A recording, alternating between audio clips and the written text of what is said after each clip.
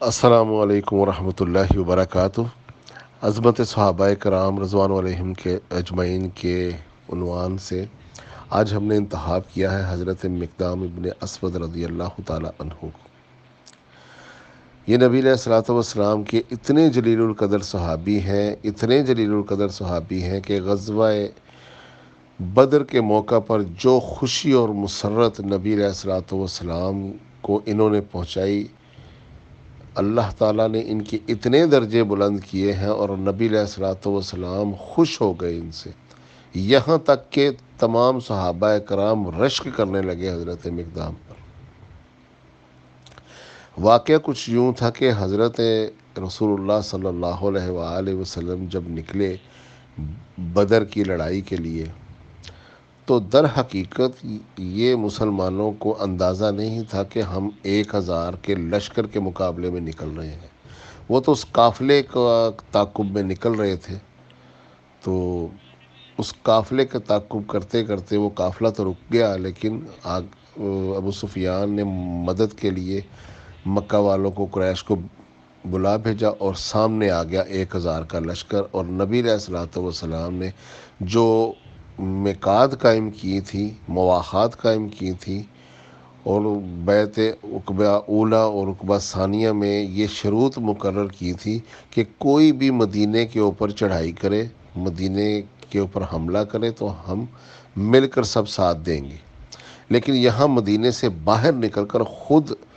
مسلمان ایک تعاقب کر رہے ہیں، تو لہٰذا اس معاہدے میں مدینے کے لوگ نہیں آتے تھے، اور اللہ کے نبی علیہ الصلوۃ والسلام ان کے اوپر اتنا بوجھ خود سے ڈالنا نہیں چاہتے تھے۔ لیکن جب سامنے دیکھا کہ وہ قافلہ تو بچ کے نکل گیا اور سامنے 1000 کا لشکر،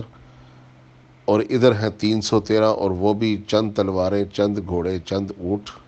اسلحہ بھی پورا نہیں۔ اس پر نبی علیہ الصلوۃ والسلام نے سب کو اکٹھا کر کے کہا کہ مجھے مشورہ دو، ہم کیا کریں۔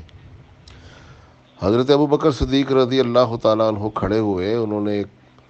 تقریر کی، یا رسول اللہ ہم سے کیا مشورہ مانگتے، آپ حکم کریں، جو آپ کہیں گے ہم ویسے ہی کریں گے، آپ جہاں کہیں گے وہاں لڑیں گے،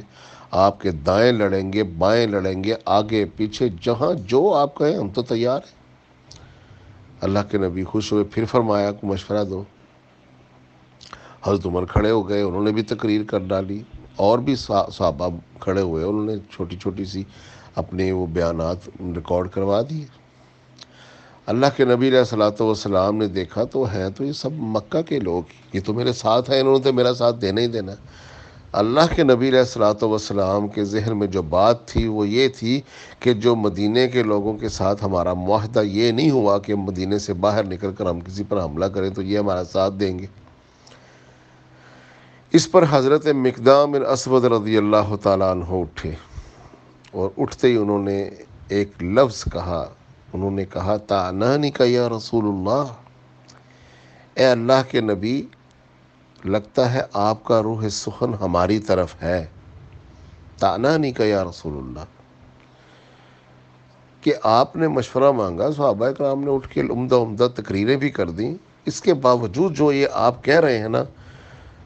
ہمیں یقین ہے کہ آپ کا اشارہ ہماری طرف ہے، انصار مدینہ کی طرف،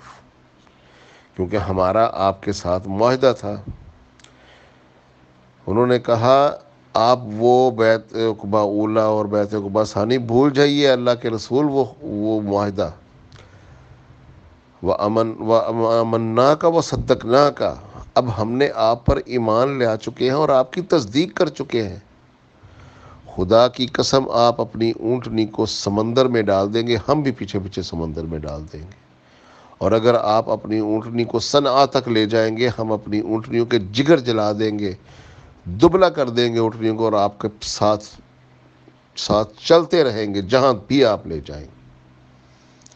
صنعا یمن کا علاقہ ہے، مدینے سے بہت دور ہے، محال ہے وہاں پہنچنا بھی۔ انہوں نے ایک ایسی مثال دی، انہوں نے کہا جہاں تک اے اللہ کے نبی آپ کہیں گے وہاں تک آپ کے ساتھ دیں گے، جنگ کریں گے، حتیٰ کہ آپ مدینے سے باہر نکلنے کی بات کرتے ہیں۔ اے نبی آپ تو یمن کی سرحدوں تک پہنچ جائیں اور سمندر میں ڈال دیں اونٹنیاں، ہم بھی پیچھے پیچھے ڈال دیں گے۔ اس پر نبی علیہ الصلوۃ والسلام اتنا خوش ہوئے،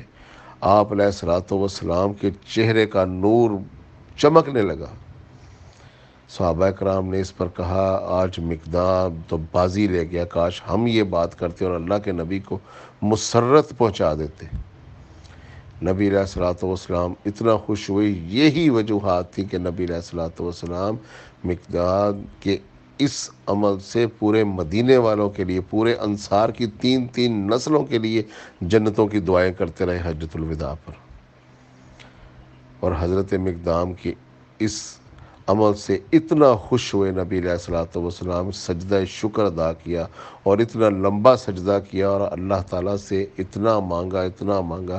کہ اللہ تعالیٰ نے اس 1000 کے لشکر کے سامنے ان 313 کو فتح دلائی۔ اور بدر کے حالات آپ کو پتہ ہی ہیں۔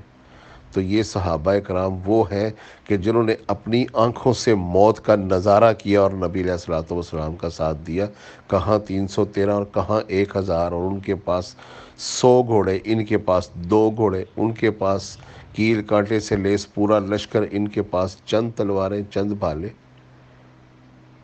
اور اس طرح انہوں نے موت کی آنکھوں میں آنکھیں ڈال کے کہا ہے اللہ کے نبی جہاں کہیں گے آپ کے آگے پیچھے دائیں بائیں آپ کو ہرگز اکیلا نہیں چھوڑیں گے۔